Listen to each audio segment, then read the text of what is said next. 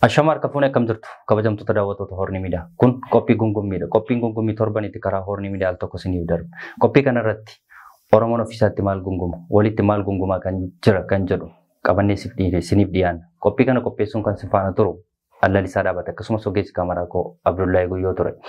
Egaa qophii koo yeroo jammaru yookaan gungummiin koo har'aa haala tokko tokko Oromiyaa keessatti hojjetamaa jiruu fi qophii lammaffaa immoo Sinirriisii Oromiyaa keessatti kan yookaan Sinirriisii Itoophiyaa amma gaggeeffamaa jiru yookaan immoo waggaa tokkoffaa Sinirriisii irratti qabxii lamaan tokko qabadhe isiniif dhiyaate. Qophii kana qopheessuun kan si faana turu Allalisaa Dhaabaati. Hanga xumura qophii kootti na waliin turaan affeerraa kooti.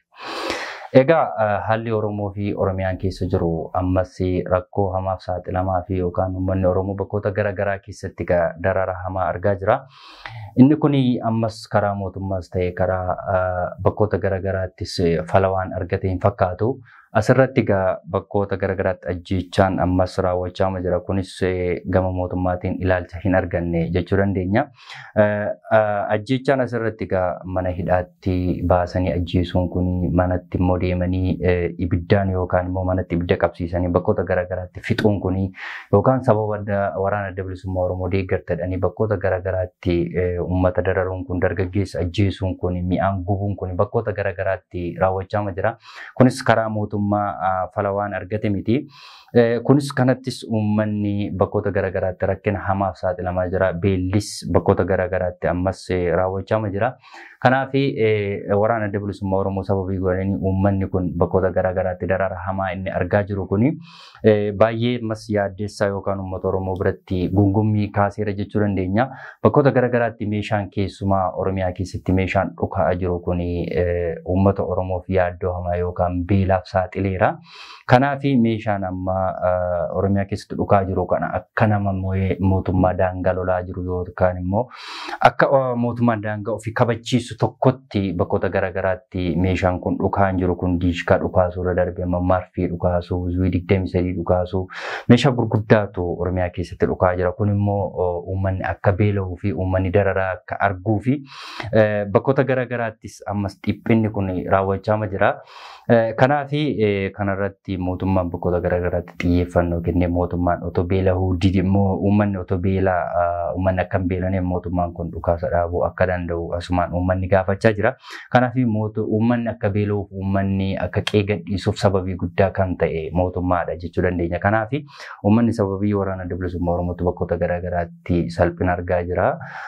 Inni kun immoo walumaan gaafachiisu kun ijaan argaa jira. Kanaaf kan Oromoo kun furmaata dhabuunsaa ammas yaaddoo uumee jira. Amma gidduu kana makkalaakaan yookaan immoo waraanni mootummaa kun keessumaa Amaara keessatti faannoo bakkoota garaagaraa keessatti meeshaa waliin boojine irra kan jedhu sunis sooshaal miidiyaa mara deemaa jira. Bakkoota garaagaraatti yookaan makiinaa yookaan konkolaataa isaanitti fayyadamaa jiran sanatti qabneerra jedhanii bakkoota garaagaraatti sooshaal miidiyaa irra inni deemaa jiru kun egaa hangam amansiisaadha kan jedhu wal nama gaafachiisa. Isa kana akkuma jirutti faannoon ammas bakkoota garaagaraatti keessatti uummata buqqisuun kun yookaan immoo uummata ajjeesuun kun keessumaa Wallagga dabalatee asiin Salaalee dabalatee Walloo Kamisee Harargee keessa naannee bakkoota garaagaraa keessatti faannoon kunis ammas uummataaf nagaa hin buutne keessumaa Salaalee keessatti uummata salphisuu yookaan immoo uummata ajjeesuu keessumaa bakka inni mi'aan yookaan immoo bakka jireenya maatii jireenya isaarratti uummata buqqisee bakka sanatti immoo mana sana gubuu nama ajjeesuun kun akkuma itti fufetti jira. Kanaaf uummanni rakkina hamaa keessa jira. Kanaafis gama mootummaatiin wanta xiyyeeffannootiin itti hojjetameeru qabu. Kanaaf immoo uummata biratti immoo kun immoo gungummii kaaseera. Mootummaan kanaaf otoo itti xiyyeeffatee hojii kana yookaan immoo uummanni akka nagaan jiraatuuf qeessaar akka jiraatuuf yaaddoo tokko malee dhiphina tokko malee otoo beelli kanarraan dhufiin otoo salphinni kanarraan dhufiin mootummaan otoo gungummii uummataa yookaan gaaffii uummataa itti xiyyeeffatee deebisee fi gaariidha jenna. Qabxii koo lammaffaatti yeroon darbu amma Sinidoosii yookaan immoo gidduu kana keessumaa amantii sababeeffatanii bakkoota garaagaraa keessatti keessumaa Finfinnee keessatti keessumaa namoonni Gabreelii jedhaman kun yookaan immoo Abuni Pheexroos warreen jedhaman kun bakkoota garaagaraa keessatti keessumaa saba garbiraa keessa yookaan saboota Amaaraa keessa bakkoota garaagaraa keessatti keessumaa bataskaana keessatti muudamanii jiru. Kun immoo waliigaltee yookaan immoo kanneen lubummaatii yookaan Oromoo keessaa bahanii Finfinnee keessa bakkoota garaagaraa keessatti bataskaana keessatti namoonni hojjetan gidduuttis wal dhabdeen bakkoota garaagaraa keessatti jira. Kanaaf namoonni keessumaa Finfinnee keessatti lallaba akkasii warreen lallabanii fi warreen amantaa kana leellisan yookaan immoo bakkoota garaagaraatti warreen barsiisan kun keessumaa saba warra kan ta'an yookaan immoo saba Amaaraa kan ta'an kuni warra lubummaa Oromoo kan ta'an keessatti waliigalteen ammasiin jiru keessatti bakkoota garaagaraa keessatti qeeqni kun raawwachaa jira. Qeeqarra darbee wal dhabdeeti yookaan immoo waliigaltee dhabuun isaaniis kunis komii kaasee jira. Bakkoota garaagaraatti keessumaa warra lubummaa Oromoo kana wajjirraanii qeeqni yookaan immoo amantiin kan keenya jedhanii bakkoota garaagaraa keessatti leellisuun kuni amantii unutu fide yookaan immoo mootummoonni darban akka Haile Sillaasee fa'aa Minilik fa'aatu fide jechuu barbaadu. Amantii kana kun immoo amantiif siyaasni immoo bakkoota garaagaraa keessatti keessumaa karaa ortodoksummaa kana keessatti bakkoota garaagaraa keessatti yookaan qeeqa kaasee jira yookaan immoo waliigaltee dhabsiisee jira. Finfinnee keessatti ammas warreen lubummaatiin Oromoo fi Amaaraa ta'an keessumaa ofii wal qeequrra darbee amma mootummaa arrabsuu fi mootummaa kana hin ajjeesna amma jedhanitti gahanii jiru. Ammas gidduu kana waa'een ortodoksummaa kun yoo bakkoota garaagaraatti yeroo darbeerraa kaasee alaabaa waggaa waggaatti yeroo kabajamu alaabaa lumuxxii yookaan alaabaa bakkoota garaagaraa keessatti fannisuun kun inni miilana ayyaana cuuphaa miilana darbeerratti illee bakkoota garaagaraa keessatti kun fooyya'insa argisiiseera. Gaaffiin Oromoo yookaan immoo amantummaa karaa ortodoksummaa qabu Oromoon hamma tokko dhibbatti deebi'eera jechuu yoo baanne illee bakkoota garaagaraatti hamma tokko alaabaan illee fooyya'insa argisiiseera. Kunis gaaffiin hammi tokko deebi'eera jechuu dandeenya. Isarra darbee garuu bakkoota garaagaraatti ammas qeeqni kun hinuma jira.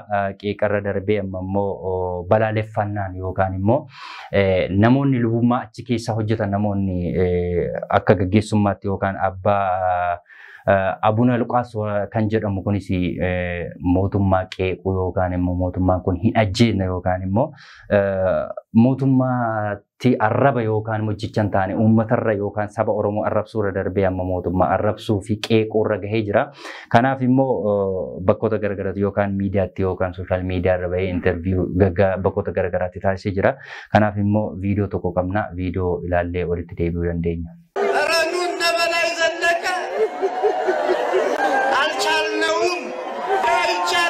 ኧረ ኢትዮጵያን ምን ነካችሁ? ኧረ ምን ነካችሁ? ኧረ አገር ኧረ ግፍ ነው። Egaa viidiyoon kun akkuma argitanii qeeqa yookaan immoo arrabsoo saba tokko irratti yookaan immoo mootummaa tokko irratti kan xiyyeeffate yookaan immoo mootummaa kana hin ajjeesne yookaan amma jedhutti gahee jira. Kun immoo saba keessumaa saba Amaaraa kana keessatti yookaan immoo saboonni yookaan lubni warri saba kana keessaa bahan kuni itti bahan yookaan sooshaal miidiyaatti bahanii akkas goona jedhu yookaan hin ajjeesne yookaan akkas haa ta'u.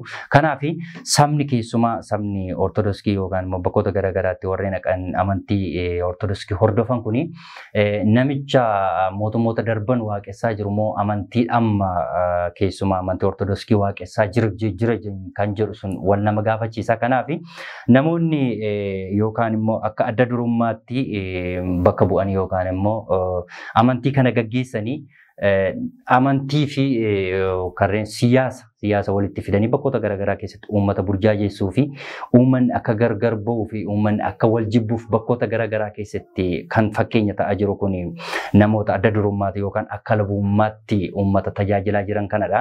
Kanaaf uummanni immoo burjaajii hamaa keessa jira. Burjaajiirra darbee wal jibbinsaa fi wal qoqqoodinsi keessumaa Itoophiyaa keessatti keessumaa Finfinnee keessatti bakkoota garaagaraa keessatti namoonni lubummaan tajaajilaa jiran kun uummanni akka amantii sana gara siyaasatti jijjiiruu fi siyaasa kana immoo warri lubummaatiin uummata kana burjaajessanii sobanii bakkoota garaagaraa keessatti uummanni akka wal dhabuu fi nageenyiif tasgabbiin akka keessumaa hin jiraanne keessumaa Finfinnee keessatti gochaa jiru. Kanaaf immoo adda durummaatiin kan hojjechaa jiru warreen luba ta'anii fi warreen akka keessummaatti bakkoota garaagaraa keessatti keessumaa Finfinnee keessatti hojjechaa jiran kuni fakkeenya ta'uu danda'aniiru. Itti aansee Abrahaam Luqaas kan jedhamu kunis bakkoota garaagaraa keessumaa Finfinnee keessatti yeroo darbe intervii taasisee ture. Intervii kanarrattis mootummaa yeroo inni arrabsu yookaan uummata Oromoo yeroo inni salphisuu fi yeroo inni qeequ hin mul'ata.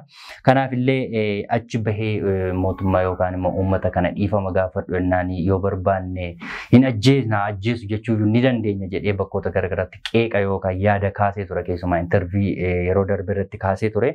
Kanaaf immoo uummanni ammas mootummoota darban keessumaa Minilik yookaan immoo Haile Sillaasee kana isaaniitu akka amantii kana fidee yookaan immoo masaraa sababii amantii godhanii waa'ee masaraa kana kaasuun amantiin kun hankeenya jedhanii keessumaa uummata Oromoo warreen amantii Ortodoksii hordofan kanarratti yeroo baay'ee lolli yookaan qeeqni ni ka'a. Amantiin kan keenyadhu yoo amantii irra darbee masaraan kan keenyadhu keessumaa bakkoota garaagaraa keessatti Finfinnee keessatti yeroo darbe fa'aa bataskaana yookaan taabota baatanii walii gadi yeroo deeman bakkoota deeman irratti achuma gaafa bulanii taabotatu nu uwweera yookaan immoo taabotatu nu deemsisuu didedanii babal'ina lafaa fi bakkoota garaagaraa keessatti Finfinnee keessatti yeroo darbe galaan kondominiyeemitti illee akka isaan lafa sana qabachuuf barbaadanii fi kantiibaan magaalaa achiillee yeroo intervii haasa'ee ture. Kanaaf amantii sababii godhatanii uummata burjaajessuu yookaan immoo wal dhabdee uummata gidduutti keessumaa qeeqa achi bahanii mootummaan haaduu jechuun kunis saba isaanii yookaan immoo ilaalcha isaan mootummaa fi uummata Oromoo irratti qaban kun ammas rakkisaadha. Kanaaf Abrahaam Luqaas yeroo darbe intervii kana irratti dubbate ture. Kanaafis viidiyoo qabna, viidiyoo ilaallee walitti deebina. ይችላሉ ሰዎች ሰው የዋ መሆን የለበትም። ምንጩ ደፍርሶ እታች ያለውን ላጥራ ያልክ ደፋ ቀና አትበል። ማጥራት ካስፈለገን ምንጩን ነው። ምንጩ ደግሞ የአያት የቅድመ አያቶቻችን ቤተ መንግስት የምኒልክን ቤተ መንግስት እንፈልገዋለን። መንግስቱንም ክህነቱንም እንፈልገዋለን። ክህነቱ እንደዚህ እየተግማማ ያለበት ሁኔታ ተመልከቱ። እንደዚህ አይነቱን የወረደ ስራ አዶልፍ ሂትለር እንኳን አልሰራው። ጳጳሶችን ሂትለር አልከፋፈለም፣ ገደለ እንጂ። ይሄ የተረገመ ሰው ግን እናንተ ከአባታችሁ ከዲያብሎስ ናችሁ ይላል ኢየሱስ ክርስቶስ ራሱ። እናንተ ከአባታችሁ ከዲያብሎስ ናችሁ፣ ክፋትን የሚያደርጉ ሰዎች። አባቱ ዲያብሎስ የሆነ እምነት የሌለው ይሄ ሰውዬ የአሱ ባህሪ ነው ያለው። ስለዚህ እንደዚህ አይነቶቹ ደግሞ የዲያብሎስ ልጆች ስለሆኑ በአደባባይ የዲያብሎስ ልጆች ሊባሉ ያስፈልጋል። አሁን እኛ የምንፈልገው አብይ አህመድን እሱን የሚደግፉትንም በሚገባቸው ቋንቋ አነጋግረን የምኒልክን ቤተ መንግስት ተረክበን የሽግግር መንግስት ተቋቁሞ Viidiyoo kana irratti akkuma argitan qeeqni yookaan immoo arrabsoon inni uummata irratti qabuu fi yookaan salphisuu uummata Oromoo salphisuu fi amantiin kun akkan kabajamnee fi siyaasaa fi amantii wal faana oofuun isaanii kunis ammas akkuma itti fufetti jira. Keessumaa qeesiin isaanii sabni kun yeroo achiiti ba'an lubummaati yeroo Oromiyaa keessa galan kana akka nama namni amantii kana hordofu yookaan adda durummaatiin namni amantii kana hordofu yookaan immoo uummata kana kan gaggeessu kuni fakkeenyadha ture yookaan immoo nama cubbuu kamirraa bilisa ta'ee fi uummata sana immoo kan cubbuun hojjenneef kan barsiisu ture. Garuu namoonni lubummaatiin keessumaa Finfinnee keessatti bakkoota garaagaraa keessatti hojjetan suni bakkoota achitti nama ajjeesanii dhufanii Finfinnee keessatti bakkoota garaagaraa keessatti lubummaatiin hojjechaa jiru. Lubummaarra darbee amma arrabsoo garaagaraa yookaan immoo lafa qabachuu fi saba xiqqeessuu fi siyaasa walitti fiduu irratti bakkoota garaagaraa keessatti qeeqni irratti ka'aa jira. Ammas wal dhabdeen isaan jidduu jirus ammas akkuma itti fufetti jira. Kanaafis namni qeesii tokko yookaan lubni tokko Ameerikaa taa'ee bakkoota garaagaraa keessatti sabni keenya rakkina keessa jira, rakkina hamaa keessa jira. Kanaaf immoo masaraan kan Minilikii, masaraan keenya lafa abbaa keenyaati yookaan immoo manni kun kan keenyadha. Kanaafi mootummaan amma achi keessa jiru mootummaan Abiy Ahmed kun achi keessa bahuu qaba yookaan immoo lafa keenyatti unututti jiraachuu qaba. Mootummaanis kan keenya amantiin kan keenya jedhee hiriira deeggarsaa achirra ture irrattis bahee ture yookaan immoo uummatatti himee ture. Kanaaf uummannis yeroo sana harka rukutaa fi ture. Kanaaf amantiif siyaasa walitti fidanii mootummaan yookaan immoo namoota du'an sana yoo amma fakkeenya Minilik Haile Sillaasee mootummoota darban du'anii jiru. Kanaaf mootummaa Haile Sillaasee yookaan immoo Minilikiitu amantii kana fidee kan jedhus wal nama gaafachiisa. Kunis immoo mootummaa birattis mootummaanis kan irratti xiyyeeffatee waan hojjeteeruun qabu yoo barbaadan achi ba'anii sin ajjeesna jedhu yoo barbaadanis laftan keenya mannan keenya jechuun isaanii bakkoota garaagaraa keessatti keessumaa bara guyyoota darban yookaan immoo torbanoota ji'oota darban keessa faannoo deeggaruu irra darbee keessumaa hundeessaan keessumaa Finfinnee keessatti amma yeroo miilan ayyaana cuupharraatti kaasee kilaashii dugdatti baatanii yeroo isaanii bakkoota garaagaraa keessatti bataskaana keessatti isaan sagadanii ni mul'ata. Kanaafi amantii yookaan immoo siyaasa harka tokko harka mirgaaf harka bitaatti qabatanii wanta akkasii oofuun kun uummata burjaajessuun kunis keessumaa Finfinnee keessatti itti fufee jira. Kanaaf Finfinneen keenya jedhaniis bakkoota garaagaraa keessatti yookaan immoo uummata irratti bahanii yaada kakkaasaa jiru. Yeroo darbees gaafa hiriira fiigichi guddichi Finfinneetti gaggeeffame Finfinneen keenya jechaa turanii yemaxxaanu faannoo naam jechaa turani. Kanaaf xiyyeeffannoo isaan ammas Finfinnee irraa qabanii fi amantii isaan uummata burjaajessuuf yookaan immoo uummanni silence on the set, camera rolling, 1, 2, action. Kanaafi bakkoota garaagaraa keessatti keessumaa Finfinnee keessatti amantii babal'ifachuuf siyaasa walii gadi dhoofuuf uummanni akka burjaaje'uuf sababii guddaan bakkoota garaagaraa keessumaa lubummaatii warra gaggeessanii fi adda durummaatiin uummanni kun akka walitti bu'uuf sababii guddaa kan ta'e keessumaa Finfinnee keessatti mootummoota darban yookaan Haile Sillaasee yookaan Minilikiin leellisuun kun keessumaa kanaafis uummanni mootummoota darban yookaan mootummoota du'an kanadha leellisiisaa jira moo amantiidha barsiisaa jira kan jedhu kun wal nama gaafachiisa. Kanaafisi keessatu qeessi ta'e dhufee asituun tajaajilu nabbaan isaa du'e sun immoo hojjetaa baankii ta'e as jira. Kana booda gaafa inni baankii birrii baafachuu dhaqu footoo isaa immoo qabatee jiran qeessi gaafa abbaas ajjeeseeti. Hojjetaan baankii achumatti poolisii waamee qabsiifatee amma koodhaa jira miti murtaa'e. Waggaa 11 tajaajilan qeessi dhadhe kun as koyyeeffachee jira. Bataskaana Gabreeli. Kanaaf jarri kun ajjeesanii hatanii saamanii waan dhufaniif gaafa dhufan dhimma amantaan qaban isaa waa'ee amantaa kee hin jiranii saba akka badu barbaadu. Kanaaf Oromoon akka badu saba akka badu waan barbaadaniifiti Oromoon mul'achuu hin qabu jedhan. Oromoon jiraachuu hin qabu jedhan. Amma isaan qeesii Oromoon jaallatan, sheekii Oromoon jaallatan, paasterii Oromoon jaallatan, mootii Oromoon jaallatan, qaama siyaasaa Oromoon jaallatan. Oromoo kan ta'e isaaniif diina isaaniiti. Kan isaan jiraachisu immoo Oromoodhaan beekan. Kan isaan nyaachisu Oromoodha. Kan isaanitti mana ijaare Oromoodha. Kan isaanitti qumxaa irraa baasee surreetti uwwise Oromoo jira barambaraas kan jedhan tokko moo barambaraas hoo jedhu maqaasaa kan irraa baasee caammaatti kaa'ee kopheetti kaa'ee Oromoodha. Garuu isaan Oromoo isa nyaachise Oromoo isa kabaje Oromoo isa lafa isaa kenneef Oromoo isa qe'ee isaa kenneefiti akka diinaatti akka seexanaatti ilaalu. Warra kaabaa dhufan kanaafi Oromiyaa jechuun isaaniif Dubaayii isaaniif biyya Arabaati jechuudha. Maaliif achi hatanii ajjeesanii mana gubanii wal fixanii dhufu mammaasa kee jira. Waan tokko jira achi lubbuu balleessee kan dhufe Wallaggatti immoo Nissaa Abbaatidha kan jedhamu. Amma isaanii Oromiyaa waan jaallataniif lafa ishee jaallatu buna ishee damma ishee dhadhaa ishee baaduu ishee warqee ishee lafa ishee waan hundumaaf birrii bataskaana kee argamu qabeenya Qullubbii Gabreelii isa jaallatu kanaaf jaallatu. Oromoo waan jibbaniif immoo Oromoon dammaqee Oromoon qabeenyi kun kan saati qe'een kun kan saati kan isaan Oromoo jibbanii amma humna isaaniitti acuucuu yaadaniif acuucaas turan balleessaas turan Oromoon gaafa dammaqu qabeenya kana dhuunfata jechuudha. Kanaaf Oromoon jibbu qabeenya Oromiyaa. Egaa viidiyoo akkuma argitan kana lubummaatii warreen tajaajilaa jiran kun uummanni akka burjaajaa'uuf sababii guddaa kan ta'e lubummaadha yookaan immoo gaggeessitoota achiidha jechuu dandeenya. Inni itti aanu Abuna Gabre Sillaasee yookaan immoo Abuna kan jedhamu inni Oromoo ta'e kuni bakkoota garaagaraa keessatti isarratti illee qeeqni bakkoota garaagaraa keessatti isarratti ka'aa jira keessumaa Finfinnee keessatti gaggeessitoota jidduutti. Kanaaf lubummaatii warreen Oromiyaa keessatti sinodoosii Oromiyaa warreen hundeessan keessa Abuna Gabre Gabriel isa tokkodha. Kanaaf waggaa tokkoffaan Abuna Gabriel kun waggaa tokkoffaan isaan hundeeffamuun Sinodoosii Oromiyaa waggaa tokkoffaan gaheera. Kanas kabajanii jiru. Kanaaf achi keessatti egaa warreen sabummaan Oromoo ta'an kun keessumaa Amaarri Sinodoosii ofiisaa hundeeffatee jira. Akkasumas Tigraayis akkasuma ofiisaa hundeeffate wanti ta'e hin jiru yeroo sanas. Akkasumatti ofiisaa hundeeffate heera mataa isaa waan murteeffateef inni isaanis nuuf ta'a. Sinodoosii ofii keenya kutuu qabna jedhanii isaanis kututanii turanii wanti ta'e hin jiru. Laftiin buqqaanee namni homtaa homaan taane lafti manni siin buqqaanee akkuma barbaadanitti ofii isaanii murteeffataniiru. Kanaafis Sinodoosiin Oromiyaa kunis yoo waggaa tokkoffaan kabajamu kana keessatti isaanis asirratti galata guddaa qabu. Hojii guddaa hojjetaniiru jechuu dandeenya. Kanaafis Abuna Gabrieliin kun bakkoota garaagaraa keessatti uummanni yookaan lubummaatiin akka inni jajjabaatuuf innis gahee guddaa taphatee jira. Kanaaf sabni biraa yookaan sabni Amaaraa bakkoota garaagaraa keessumaa Finfinnee keessa dhufanii lubummaatii warreen hojjetan kun akka irratti ka'aa jiruu fi arrabsoon isaan jechaa jiranii fi Finfinnee keessatti immoo bakkoota garaagaraa keessatti lubummaa warri tajaajilan kun sabaan Oromoo kan ta'an jidduutti wal dhabdeen uumameera akkuma jenne isa duraa keessatti.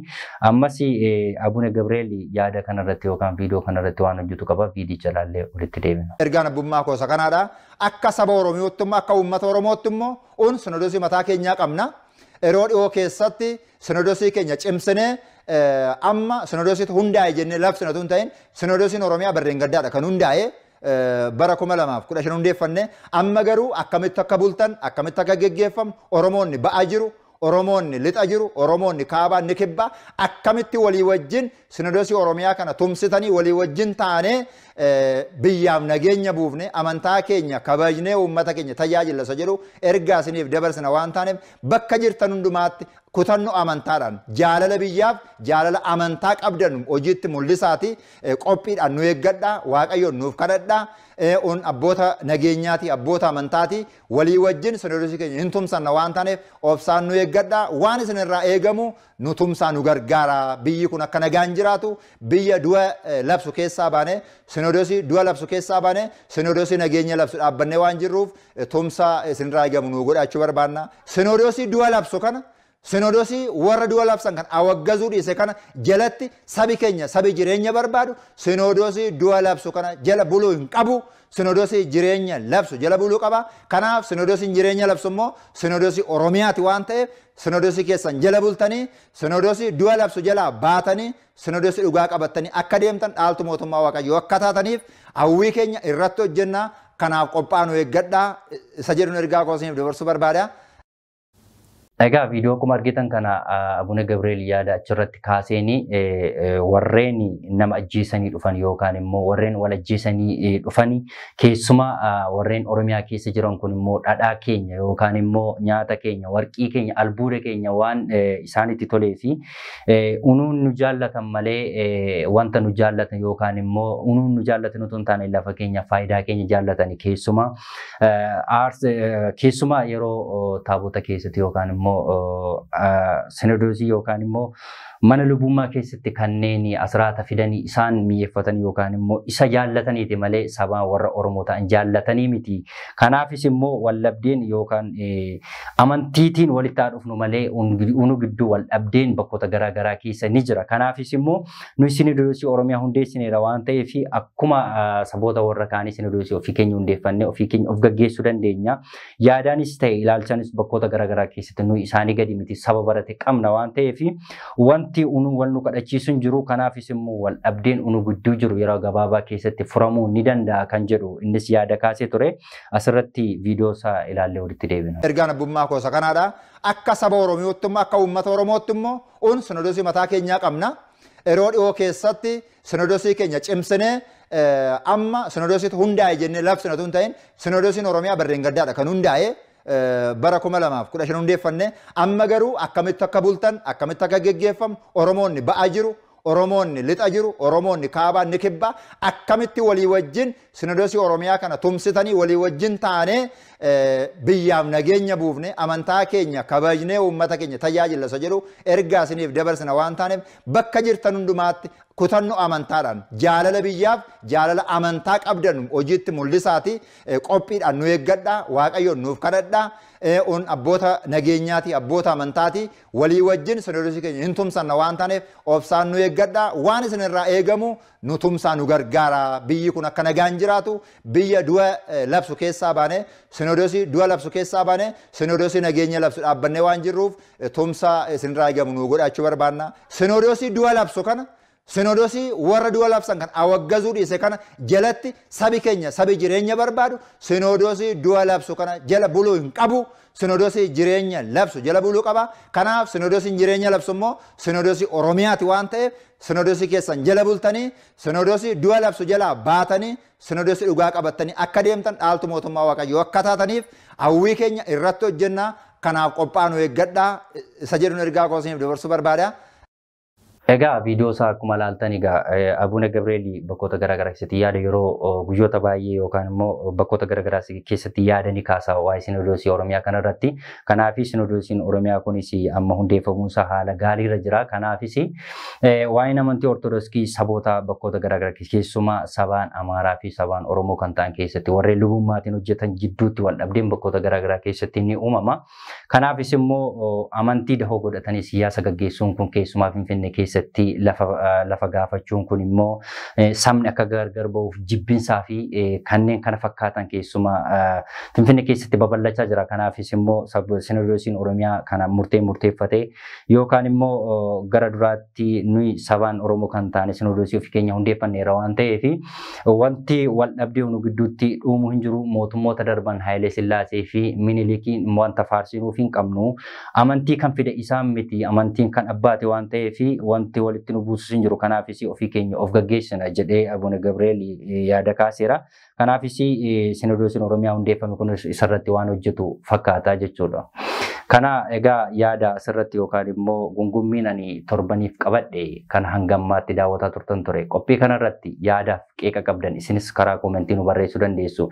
Kan irratti dubbatamu yaada gaarii yoo ta'e nus torbee qabannee isiniif dhiyaachuu dandeenya. Qophii kana qopheessuun kan si faana ture Allalisaa Dhaabate.